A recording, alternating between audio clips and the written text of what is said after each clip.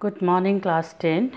आज हामी तिमीहरूलाई इम्पोर्टेन्ट क्वेसन जुन चाहिँ आएको छ माध्यमिकमा पहिले आएको छ त्यो 4-5 लङ क्वेसन गराउन चाहन्छु। त प्रश्न छ यस प्रकार, answer any 2 questions from the following. 5 × 2 10 marks, 5 मार्क्सको लङ क्वेसन आउँछ तिमीहरूको। त्यसमा 2टा क्वेसन गर्नुपर्छ फिजिकल जियोग्राफीबाट, 2टा गर्नुपर्छ इकोनोमिक जियोग्राफीबाट। ओके, त्यसमा तिमीहरूको 4वटा प्रश्न आएको हुन्छ। यहाँ 4वटा प्रश्न छ, त्यसमा only 2 question you have to attempt. Okay, 2टा मात्रै गर्नुपर्छ। मार्क्स हेरेर, जस्तो 5 × 2 लेखेको छ नि, त्यो मार्क्स हेर्नु जरुरी छ। किनभने जबसम्म तिमीहरूले मार्क्स डिस्ट्रिब्युसन हेर्दैनौ तबसम्म थाहा हुँदैन। 4टै प्रश्न याद छ भनेर 4टै लेखिदिन्छौ। त्यसो हुँदाखेरि के हुन्छ त भन्दाखेरि टाइमको वेस्टेज हुन्छ अनि अर्को प्रश्नको निम्ति समय हुँदैन। ओके, सो 5 को 1 मा छ, state the difference between the physical characteristics of north India and the south Indian north and south Indian rivers. North र साउथको मा बहने नदीहरू, उत्तर र दक्षिणमा बहने नदीहरूको डिफरेन्स, फिजिकल क्यारेक्टरिस्टिक्स बताउनु भन्दैछ यहाँनिर, हैन? डिफरेन्स बिट्विन फिजिकल क्यारेक्टरिस्टिक्स, के भिन्नता छ। त्यसपछि अर्को प्रश्न छ 2 नम्बरको, give a brief account of alluvial and black soil of India. 2वटा अथवा 2टा चिज दिएको बेलामा चाहिँ याद गर्नुपर्छ। यसलाई ठिक्कै आफूले एस्टिमेसन गरेर मार्क्सलाई मनमा नै डिभाइड गरिहाल्नुपर्छ। एलुभियल सोइलको 2.5 मार्क्स, ब्ल्याक सोइलको 2.5 मार्क्स, त्यसरी डिभाइड गरेर ब्यालेन्स गरेर लेख्छौँ। ओके, त्यसपछि आउँछ state favourable physical condition required for cultivation of विट।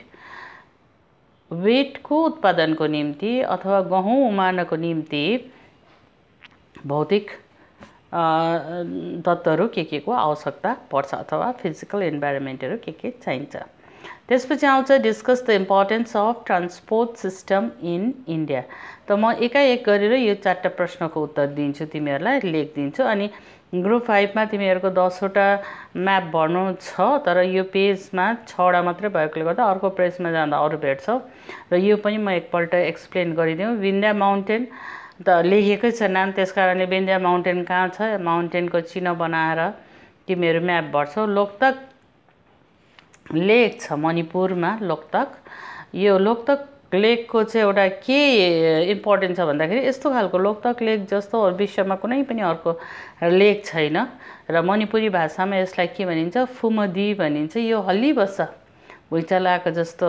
राम्ररी हेर्नुपर्छ, घाँसको थुप्रो लागेको छ, बिचमा आइल्यान्डहरू जस्तो छ। यो के भइबस्छ, हल्ली बस्छ है। र यसको इम्पोर्टेन्स यो हो। र मणिपुरमा तिमीहरू लगाउँछौ। रिभर महानदी कहाँ छ त्यो तिमीहरूले म्यापमा लगाउँछौ। अनि 1 रेन्ज स्याडो रिजन भनेपछि चाहिँ अब 1 रेन्ज, थुप्रै रेन्ज स्याडो रिजनहरू छ इन्डियामा, हैन? त्यसमा जस्तो सोलापुर केरलामा छ, हैन? अनि इस्टर्न पार्ट अफ डेक्कन प्लेटुमा छ। त्यो नाम लेखेर के गर्नुपर्छ, पोइन्ट आउट गर्नुपर्छ र, हैन?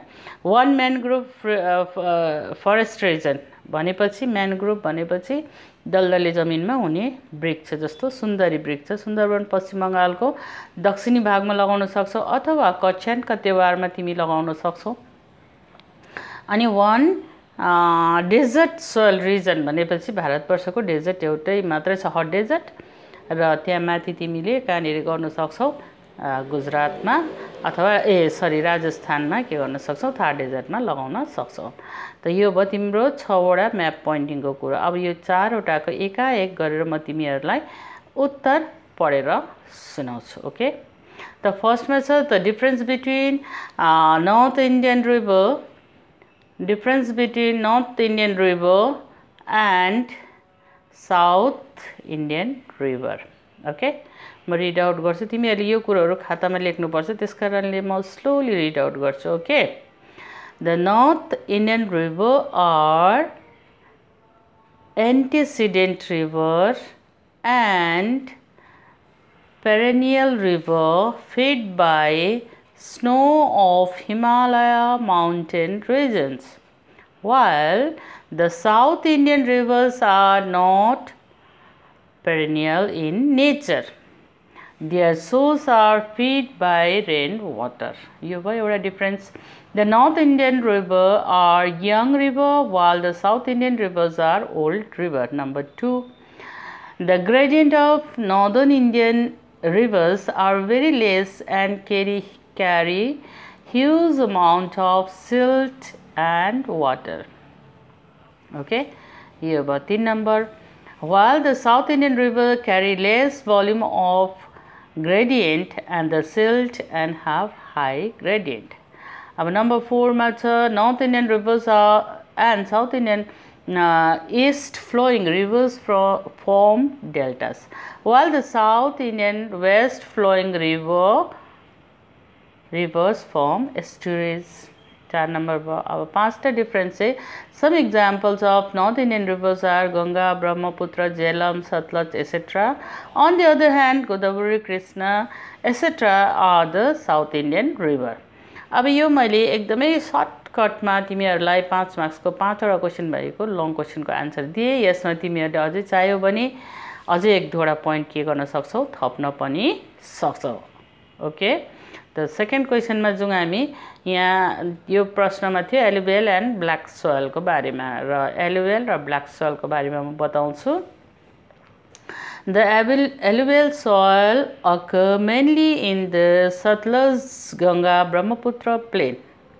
They are also found in the valley of Narbada, Tapti and in the eastern and western coastal plain. Okay. These soil are mainly derived from the debris brought from the Himalayas. This soil is well drained and poorly drained with an immature profile in undulating areas. This soil has potash deficiency. The color of soil varies from light gray to ash. This soil is suitable for rice, maize, wheat, sugarcane and oilseed. Okay. And next, black soil. अघि नै मैले भनिहालेँ, तिमीहरूले अडाई गरेर मनमा divide गर्नु पर्यो हैन, किनभने एउटा प्रश्नमा के भनेको छ alluvial soil र black soil को बारेमा एक्सप्लेन गर. Black soil is also known as cotton soil and internationally it is known as tropical Cenozones. This is the third largest group in India. This soil is formed from rocks of Cretaceous lava. This stretches over the part of Gujarat, Maharashtra, western part of Madhya Pradesh, northwestern Andhra Pradesh, Karnataka, Tamil Nadu, Rajasthan, Chhattisgarh, Jharkhand up to Rajmahal Hills. The soil is rich in iron, lime, calcium, potash, magnesium and aluminium. It has high water retaining capacity and good for cotton cultivation, tobacco, citrus fruits, castor and the linseeds. Okay. Then next, what are the physical conditions necessary for wheat cultivation? Okay. So wheat cultivation, whether that the comfortable for humans is also good for wheat. Wheat needs 12 to 15 centimeter, 15 inches or 31 to 38 centimeters of water for to produce a good crop. It grows best when temperature are warm from 70 degree to 75 degree Fahrenheit, or in our book it is given in centigrade, that is 21 degree to 24 degrees Celsius, but not too hot. Wheat also needs a lots of sunshine, especially when the grains are filling. Okay, तो यहाँ मैले एकदमै छोटोमा दिएको छु, किताबबाट तिमीहरूले अझै 1-2 वटा sentence यसमा थप्न सक्छौ किनभने यो लङ क्वेशन हो. Okay, and then the last one is what are the importance of transport system. Transport, पहिला meaning के हो, transportation भनेको के हो? Transport is a means of carrying goods and people from one place to another place. Transport refers to the activity that facilitates physical movement of goods as well as individuals from location to another, एक ठाउँदेखि अर्को ठाउँ जानु. So transport plays an important role in today's modern world. It helps in removing the distance barrier, as efficient transport system is essential for sustainable economic development of the country and plays a significant role in promoting national and global integration. And efficient transport helps in increasing productivity and enhance competitiveness of the economy. Efficient transport is indispensable to economic development of nation. There are various modes of transport that includes road transport, railways, waterways, airways, pipeline, etc. etc. So, यहाँसम्म भयो तिमीहरूको 4 वटा long क्वेसनको answer. Okay.